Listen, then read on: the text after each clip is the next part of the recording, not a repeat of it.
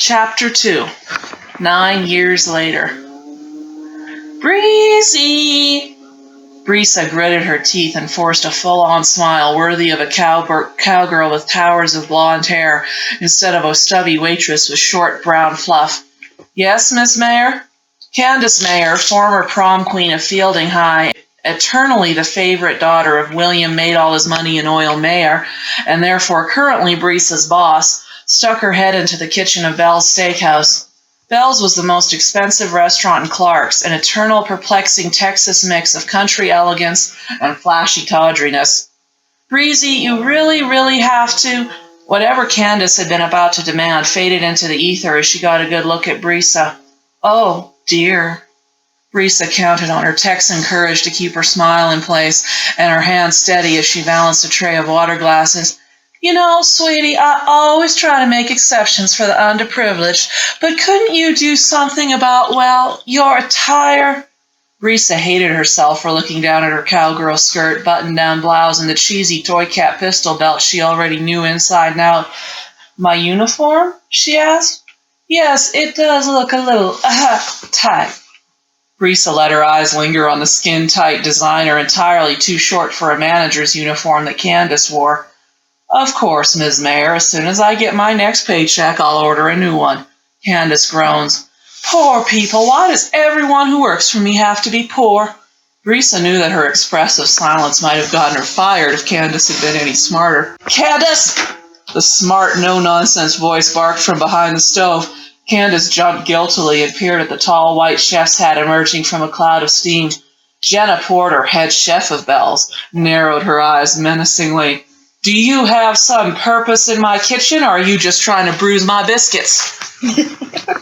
Candace, who'd never been able to intimidate Jenna into submission, quickly sucked her ever-heaving bosom back behind the doorframe and finished her original message in a hurry. Oh, there's a telephone call for you, Breezy. Some sort of hysterical woman shrieking.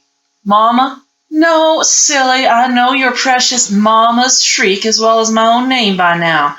Candace blew on her fingernails. It's someone else. One of your kids' freaky mothers, I guess. Thank you, Ms. Mayor. Brisa picked up the sticky employee's phone and cautiously held it to her ear. Brisa Maitre speaking? The shriek that emanated from the phone could have sent the entire town of Clark's into orbit without the benefit of a ship. Brisa yanked the phone away and practiced breathing, and silently cursed Candace, who knew Mayor Clarkson's voice better than her late husband's. Mrs. Clarkson, how may I... Better than her last husband's, sorry. Mrs. Clarkson, how may I help you? My son is on the water tower! Brisa pulled the phone away from her ear, frowned at it, and held it to her ear again. I'm afraid we must have a bad connection. It's not a bad connection! You heard me, you trailer trash girl! Brisa took a deep breath. Why is Mark on the water tower? Not Mark, I told you. Son, not nephew. Terry's on the water tower? Yes, does stupidity run in your father's side of the family as well as your mother's? Brisa practiced breathing some more. Mrs. Clarkson, I'm not sure what to tell you. I haven't really babysat for Terry since he was 12, and I'm afraid that I can't. Come here and fix it or you're fired. The phone went dead. Brisa stared at the phone, wondering if she could find the answers to the mystery of the universe in the suspicious black flecks on the phone's mouthpiece. What's wrong, honey? Candace's voice, emanating a safe distance from the kitchen door, clearly indicated she was hoping for death or dismemberment of some kind. A sort of family emergency. Brisa shook her head and hung up the phone back up. Mrs. Clarkson is having difficulties. Like that's news. Jenna grumbled and banged a pot lid to express her displeasure. Aren't you going to go fix it? Candace asked. Brisa picked up her tray and smiled at Candace. I wouldn't dream of it, Ms. Mayor. I'm already on the clock here. Darling. Candace draped herself more heavily around the door. I realize that this may be beyond your comprehension, since you've got more part-time jobs than I can keep track of, but Mrs. Clarkson is the mayor. Yes, Ms. Mayor. And the mayor frequents this restaurant, frequently, doesn't she? Yes, Ms. Mayor. And so we want to keep her coming here, since she brings very important guests often, doesn't she? Yes, Ms. Mayor. So go over there and fix whatever domestic disaster that harridan has gotten herself into and tell her that she may borrow my staff whenever she likes." Candace disappeared, leaving Brisa staring at Jenna. Brisa opened her mouth and Jenna shook a spoon in the general direction of Candace's upstairs office. "Go on, honey," she said. "It's too early for anything but prep work. I'll teach that new busboy how to handle tables, do him the world of good." "Thanks, Jenna," Brisa called as she disappeared out the back door. When she arrived at Clark's water tower, she found Mrs. Clarkson stomping a high-heeled trail around its base, shrieking at the top of it. Brisa squinted at the faraway white dome and felt her mouth dropping open when she recognized the speck on the top of it. "How did he even get up there?" she asked. "How would I know? Go up there and bring him down." Brisa took a deep breath and walked around to the front of the water tower, put her arms in the air and waved. "Hi, Brisa!" Terry's 15-year-old voice floated down to her. "Hi, Terry. Did Mom call you?" "You're on the water tower, Terry." "I know. Can you come down?" "No." "Why not?" "I need to think." "I'm sorry, Mrs. Clarkson. He says he needs to think." "Go up there and get him down, now!" "Terrence O'Connor Clarkson VI, if you do not come down this instant, I will climb the water tower to get you. And as I am terrified of heights and climbing, when I am halfway up, I will pass out, fall to the earth, and die. Then you will be a babysitter murderer."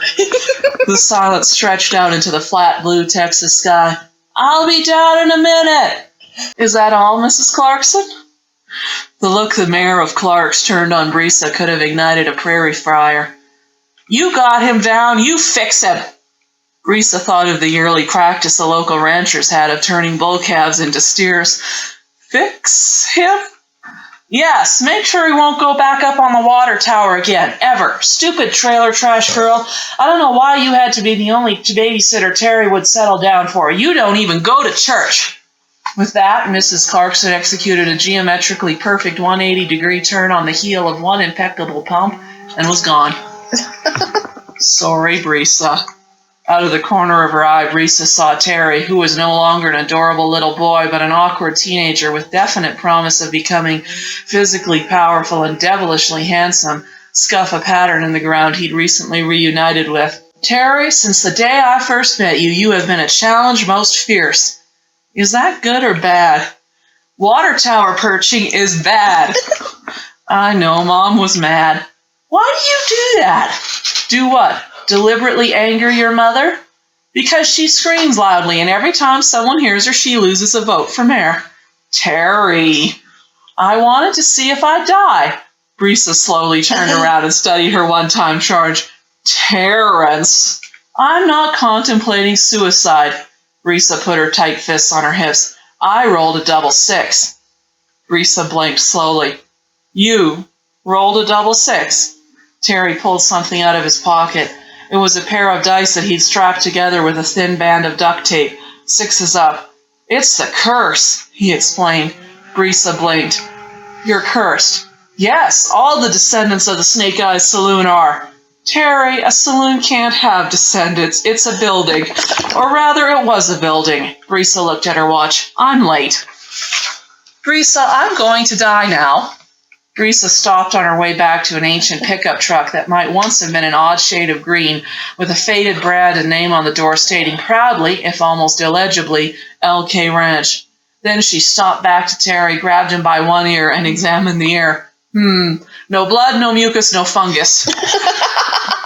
She pulled his head around and poked at his eyes. "Ow, Brisa, stop it!" "Vision, excellent mouth, and perfect working order." She thumped him on the chest. Sound of wind. A thwack to either shoulder. Sound of upper limbs. She kicked him, gently enough, on one sneaker, then the other. Sound of lower limbs. "Brisa, I'm not sick. I told you, I'm cursed." "Terry, you're a Clarkson. You were born under a blessed star. You'll go to college in a few years where, as long as you don't drink yourself to death, you'll get a perfect girlfriend with an even richer daddy. You'll divide your time between Texas and some unpronounceable holiday town on the East Coast. You'll be rich, famous, handsome, perfectly in love, and a happy man. Not if I die first." "Terry, please don't do this." I'm not the one who cursed me, he exclaimed. Terry, if you want your mother's attention, I will help you set the house on fire, or roll her car into a ditch, or steal Mr. Mayor's toupee and hang it from the City Hall flagpole. But please, don't be cursed. Terry grabbed Brisa by both hands and stared imploringly into her eyes. Brisa, you were my favorite babysitter. You spent more time with me than anyone. You helped me get rid of the cigars before my dad got home. You were the one who told me the story of the cursed snake eyes in the first place. Terry, I told a little boy a scary bedtime story to get you to calm down and go to sleep before you tried to perform more science experiments on my hair. But it was true, Brisa, it was true. I checked right after he... Brisa took a deep breath. Terry, your dad was way too young, and I know how hard losing him must be. And, Brisa, please, you knew my dad. Losing him is not hard. It's like losing an algebra textbook. Terence O'Connor Clarkson VI, you will not speak of the dead that way in my presence, leastwise your own daddy. Sorry, Brisa. Brisa leaned her weight back on her arms and rolled her head around. All right, Terry, if this isn't about your daddy's tragic and untimely death, what is it about? Terry heaved the heavy, put-upon, all-despairing sigh that only an unusually intelligent 15-year-old whose elders were stupid could have.